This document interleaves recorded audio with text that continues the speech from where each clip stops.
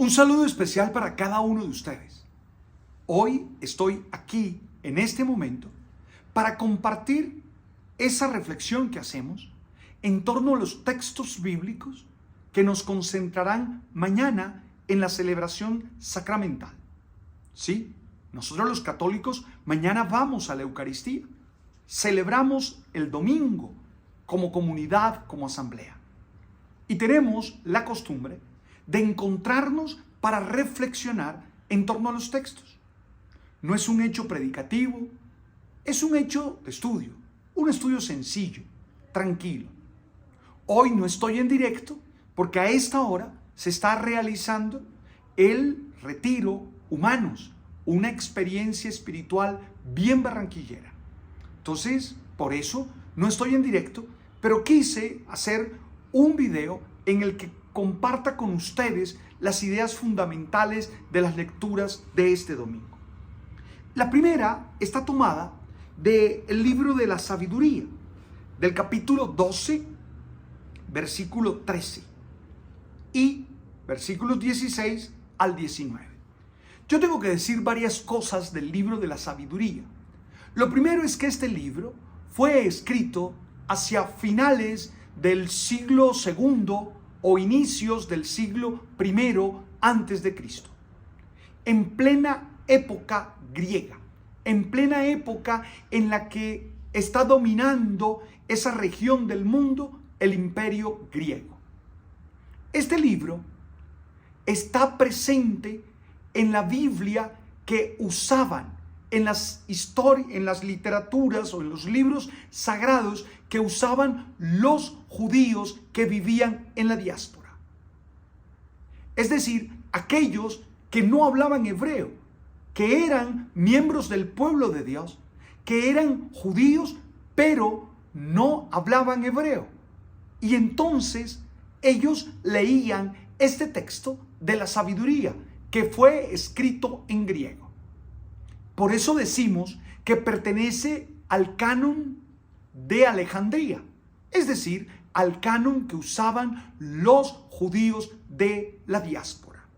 También tengo que decir que este es uno de los llamados libros deuterocanónicos, porque nosotros, los católicos y también los ortodoxos, los aceptamos como palabra de Dios. Los judíos de Jerusalén, dirigidos en gran parte por los fariseos y los saduceos, los rechazaron. Y también algunas iglesias nacidas en la Reforma Protestante de Lutero. Pero para nosotros son libros deuterocanónicos y son palabra de Dios. Son palabra de Dios. Yo tengo que decir que el libro de la sabiduría es un ejemplo de verdadera inculturación, ya que es un testimonio de la fe y la tradición judía que entra en diálogo con la cultura griega de la ciudad de Alejandría. Ahora, del capítulo 10 al capítulo 19, lo que hace el libro de la sabiduría es recorrer toda la historia de salvación, toda la historia del pueblo de Dios y mostrar cómo cada uno de esos momentos, de esas etapas, estaba guiado por la sabiduría de Dios, estaba guiado por el poder de Dios. Pudiéramos decir que lo que hace es una relectura de la historia, mostrando cómo Dios va actuando en esos acontecimientos.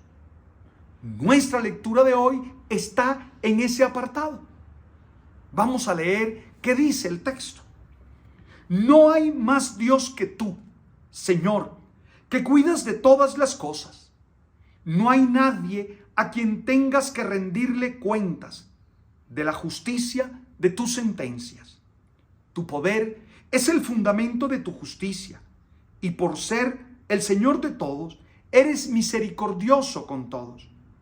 Tú muestras tu fuerza a los que dudan de tu poder soberano, y castigas a quienes conociéndolo te desafían. Siendo tú el dueño de la fuerza, juzgas con misericordia y nos gobiernas con delicadeza, porque tienes el poder y lo usas cuando quieres. Con todo esto, has enseñado a tu pueblo que el justo debe ser humano y has llenado a tus hijos de una dulce esperanza, ya que el pecador le das tiempo para que se arrepienta. 3 afirmaciones fundamentales para nuestra meditación. La primera, el poder de Dios. Y ese poder es el que le permite actuar en la historia, guiar a su pueblo en los acontecimientos de la historia. Poder de Dios que manifiesta que Él es el que tiene el sentido de la existencia toda. Poder de Dios que muestra que Él es el fundamento de cada uno de nuestros acontecimientos. Y que para entenderlos y que para captar ese sentido necesitamos una relación íntima e intensa con Dios. Luego la segunda idea, y es la justicia de Dios. Dios es justo. Y aquí se entiende justicia como esa capacidad de responder a las actuaciones de los hombres, de responder y dar a cada uno según lo que ha hecho o según lo que ha vivido. Una justicia que nace en su poder, una justicia que nace en que Él es el dueño de todo, una justicia que nace en que Él puede gobernarlo todo. De hecho, nosotros vemos aquí cómo ellos todavía creen que Dios castiga. Tema que en el Nuevo Testamento va a quedar muy claro. En la experiencia de Jesús de Nazaret estará muy claro. Pero hoy todavía ellos creen que Dios hace justicia castigando al que falla. La segunda afirmación fuerte de meditación es: Dios es justo.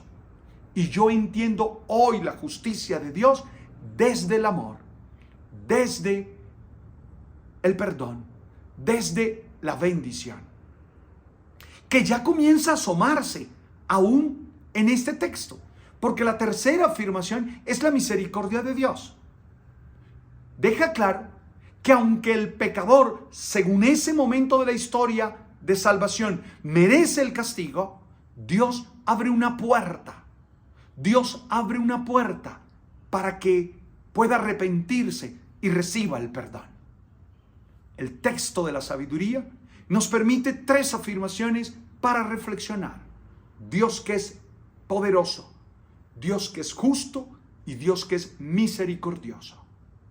Trata de entender esas 3 afirmaciones en tu vida de hoy, tú que eres un creyente del siglo XXI. La segunda lectura es la continuación del texto de Romanos, capítulo 8, que comenzamos a leer el domingo pasado.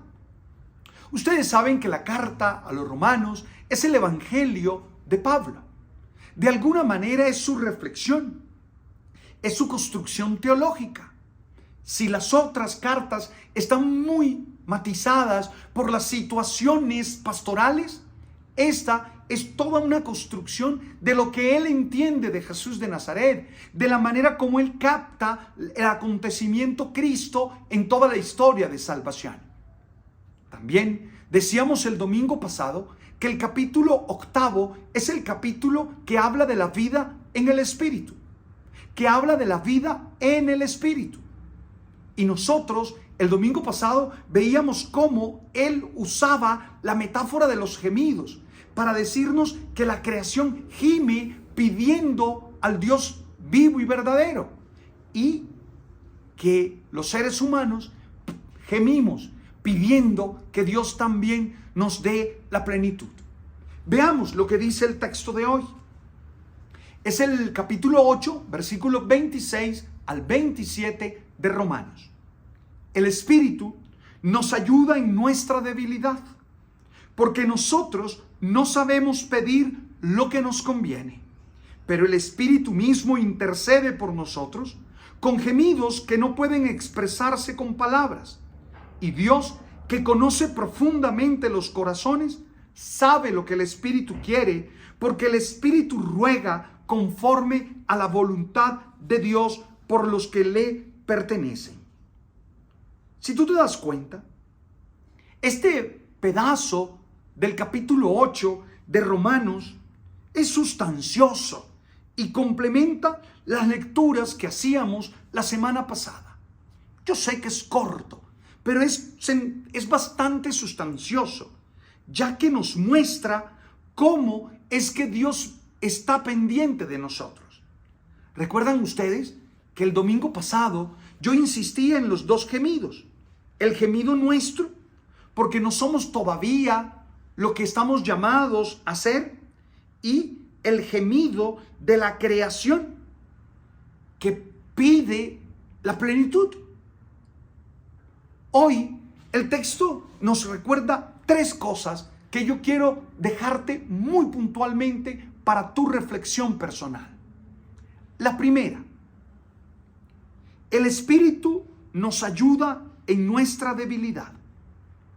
A mí me parece claro entender que Dios está cerca de nosotros, que Dios está atento a nosotros, que Dios no es lejano, que Dios no está por allá afuera oteando la vida, mirando qué pasa. No, Dios está cerca, tan cerca que se da cuenta de nuestra debilidad, tan cerca que reconoce nuestra fragilidad, que reconoce nuestra vulnerabilidad. Y allí en nuestra debilidad y en nuestra vulnerabilidad envía su Espíritu para que nos ayude. Y da la razón de por qué nos ayuda. Nos ayuda porque a veces nosotros no sabemos qué pedir. Y eso a mí me emociona. Por eso yo en el Padre Nuestro digo, hágase tu voluntad. Porque muchas veces yo pido desde mis caprichos. Muchas veces yo pido desde mis intereses. Y como yo no tengo la comprensión de la totalidad de mi vida, ni yo sé qué va a suceder mañana, muchas veces puedo terminar pidiendo lo que no me conviene. Por eso, Dios que está cerca, Dios que me ama, Dios que me conoce, a través de su Espíritu, viene en ayuda de mi debilidad. Eso es lo primero. Lo segundo, dice el texto que el Espíritu mismo intercede por nosotros con gemidos que no pueden expresarse con palabras. Es una figura preciosa. Yo creo que los seres humanos no solo nos comunicamos a través de un lenguaje gramatical. Yo creo que nosotros los seres humanos no solo nos comunicamos a través de esta manera, que tiene sus gramáticas, su sintaxis, su morfología. Yo creo que los seres humanos también nos comunicamos a través de manifestaciones que no son claras, entendibles en el lenguaje común.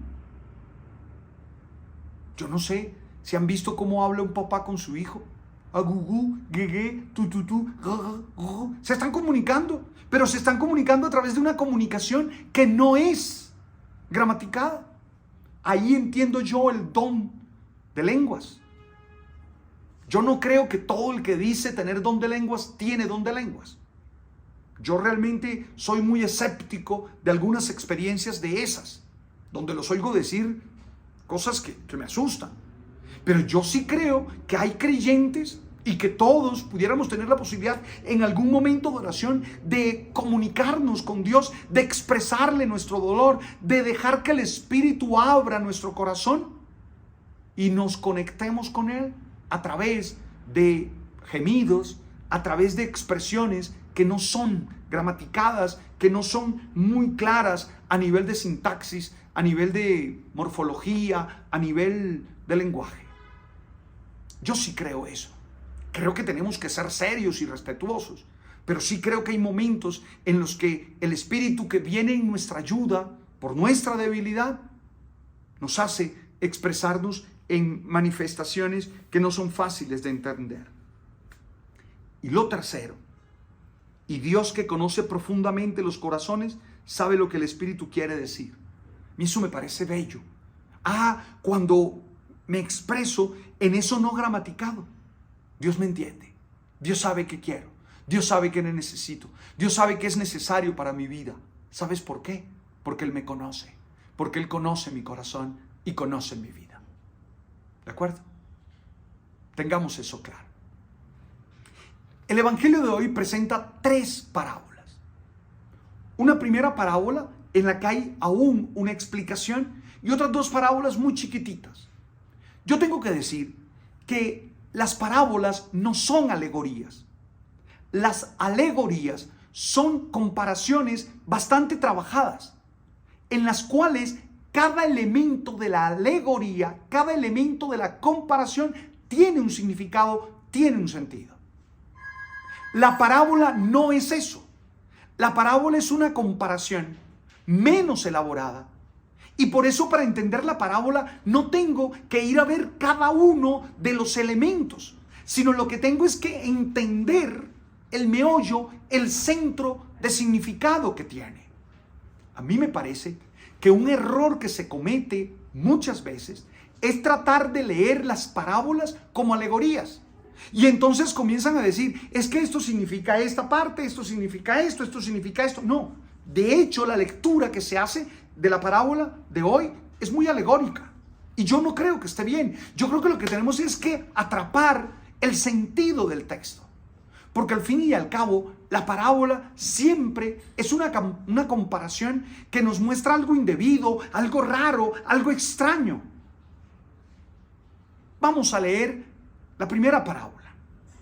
Estamos en el capítulo 13, del versículo 24 al 43, en el llamado discurso parabólico, o en el discurso de las parábolas de Jesús. El reino de los cielos se parece a un hombre que sembró buena semilla en su campo. Pero mientras los trabajadores dormían, llegó un enemigo del dueño, sembró cizaña entre el trigo y se marchó. Cuando creció las plantas y se empezaba a formar la espiga, apareció también la cizaña. Entonces los trabajadores fueron a decirle al amo, Señor, ¿por qué no sembraste buena semilla en tu campo? ¿De dónde pues salió esta cizaña? El amo les respondió, de seguro lo hizo un enemigo mío. Ellos le dijeron, ¿quieres que vayamos a arrancarla? Pero él le contestó, no sea que al arrancar la cizaña también arranquen el trigo. Dejen que crezcan juntos hasta el tiempo de la cosecha. Y cuando llegue la cosecha, diré a los segadores, arranquen primero la cizaña y átenla en gavilla para quemarla, y luego almacenen el trigo en mi granero. Esa parábola responde a una pregunta. ¿Por qué Dios no acaba con los malos? Dios nos hizo a todos nosotros y somos buenos. El Génesis siempre dice, y vio Dios que era bueno. Y somos buenos. Oye, comienza a aparecer el mal, que no es fruto de Dios, no es fruto de la acción de Dios. Yo creo que es fruto de nuestra libertad, de nuestro libre albedrío. Y entonces uno ve que el mal está presente en la vida. Y uno dice, oye Señor, ¿por qué no arrancas el mal? ¿Por qué no arrancas la cizaña? Y la respuesta categórica, firme, es porque corro el riesgo de arrancar el trigo también. Más bien, esperemos al final. Y según los frutos, sabremos qué es cizaña y sabremos qué es trigo. Por eso, Dios no acaba hoy con el mal. Si tú quieres que el mal no exista, tú y yo tendremos que luchar contra el mal. Esa es la razón de la primera parábola. La segunda parábola. El reino de los cielos es semejante a la semilla de mostaza que un hombre siembra en un huerto. Ciertamente es la más pequeña de todas las semillas y se convierte en un arbusto, de manera que los pájaros vienen y hacen su nido en las ramas. ¡Wow! Aquí lo que quiere mostrar es cómo el pequeño sí que le da el hombre a la palabra de Dios, al reino de Dios, hace que todo en su vida sea nuevo. La fe, ese sí que le da el hombre a Dios, que es un sí, es un monosílabo, ¿no? Eso transforma la vida toda. Es el poder de la acción del reino. Que vuelve y dice: les digo también otra parábola. El reino de los cielos parece un poco de levadura que tomó una mujer y la mezcló con 3 medidas de harina, y toda la masa acabó por fermentar. Lo mismo. El sí, que es una experiencia espiritual, debe transformar y transforma y toca todas las dimensiones de mi ser. Yo creo que esas son las 3 afirmaciones de la parábola. Una, Dios no acaba con el mal hoy porque corre el riesgo de llevarse al bueno por delante. 2, el sí que le damos a Dios, sí, chiquitito, transforma todo. 3, la levadura expresa que cuando le decimos sí al reino, no solo afectamos nuestra dimensión espiritual, sino todas las dimensiones de nuestro ser. Luego, ustedes pueden leer la explicación que hace la comunidad de Mateo a la parábola de la cizaña, que extrañamente la lee en términos alegóricos. Yo creo que es muy claro y que solo vale la pena que ustedes la lean y se preparen. Muchas gracias por estar allí. Muchas gracias por hacer correr este video. Muchas gracias por ponerle el me gusta. Muchas gracias por su cariño. No olviden el oracional El Man Está Vivo. Ya salió el de agosto. Pueden ustedes suscribirse al oracional en Colombia al teléfono, al WhatsApp 315-823-0918. 315-823-0918. Allí ustedes pueden suscribirse al oracional si están en Colombia. Si están en el exterior, estamos buscando las maneras. No olviden que está en el app, El Man Está Vivo. Y no olviden espiritualidad para humanos. Y oren para que a mí en este momento, con todo el equipo de trabajo, nos esté yendo bien en nuestro retiro en la ciudad de Barranquilla. Un beso para todos.